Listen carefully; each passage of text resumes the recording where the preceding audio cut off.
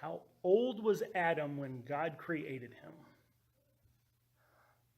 To either one of your opinions. Like When one, he died or when he? No, One- Adam, when he was created. he'd be 1 second old. Yeah, Yeah. like, boom. There he is. Yeah. Elaborate on that 1 second. He was a grown man, but how old was he? You know, I am a literalist, or I do take the Bible as history. I think that Adam and Eve were actual people created by God in the Garden of Eden, and so I would say that he was young adult probably. I don't think God created a baby and then watched him grow. It was, he created a man. I would assume a young man, late teens, early 20s if I had to guess, but we're just not told. Yeah. All the pictures you see of him, middle-aged, Yeah, young man. so that's about where I would say that. But honestly, the Bible just doesn't tell us. But it doesn't make sense to me that God would create a child. And with long life ahead of him, But I'm you know, pretty how sure. long did he live in the garden before he was? Well, never mind. Someone else want to get that? Because I'm not sure my answer is church appropriate. I don't know what that means, but Yeah. it just doesn't say. I would say, first off, when Adam was created, he was created old enough to procreate, because that's the first commandment of the Lord, right? Go and go multiply and be fruitful after he created Eve. But as far as the time in the garden, it could have been hundreds of years. I don't know. I don't know. Well, You know, here's because time was irrelevant in the garden, right? Because we weren't created to die. So we're talking, there were eternity, and then the apple or the fruit, and then all of a sudden we're not eternal. And so when you're trying to, at least for my minimal knowledge, when you're trying to compare eternity to all of a sudden now death enters the world, it's hard to say. And if their bodies were created in the eternal, in the glorified sense, we'll say, like when Jesus was resurrected in the glorified body, if their bodies were glorified, for lack of a better term, then they probably wouldn't have aged. They wouldn't have decayed. Yeah. Well, the other part of that question is, do you believe that the tree of Eden is still alive and still in existence? no. No. Going back to the first one, let me just say, and we're all grown-ups here.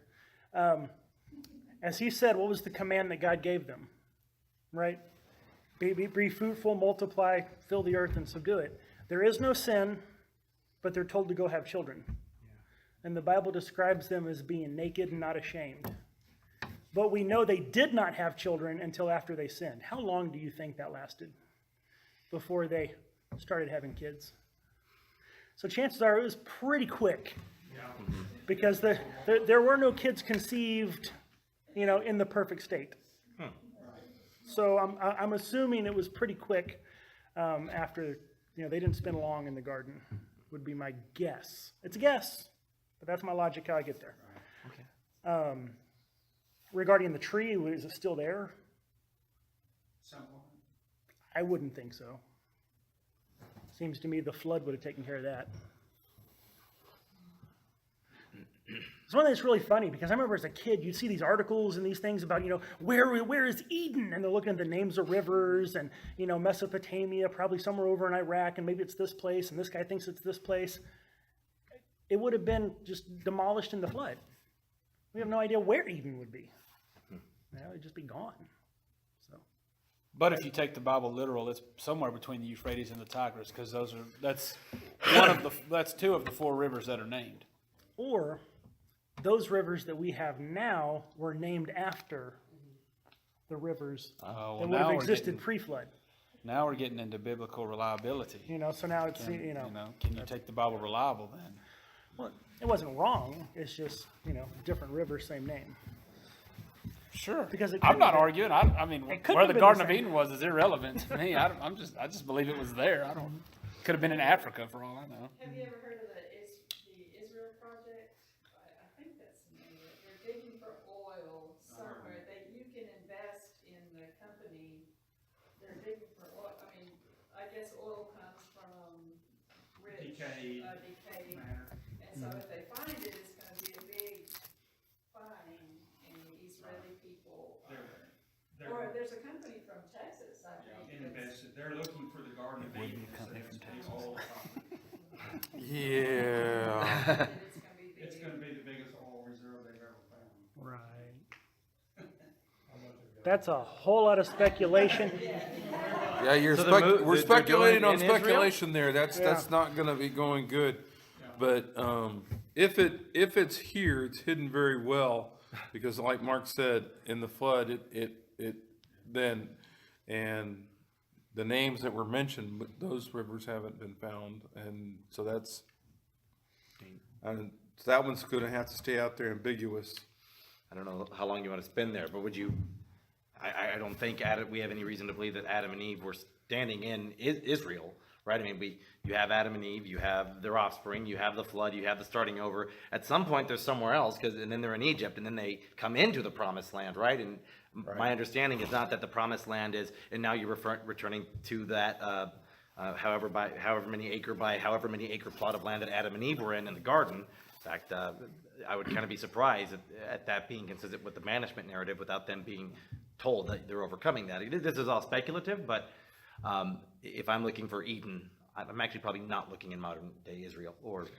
Some people think that. Some people do say this is God's land, this is the holy land, the promised land, so this is where it would have been. Okay. But I don't know any reason to connect those dots. Yeah.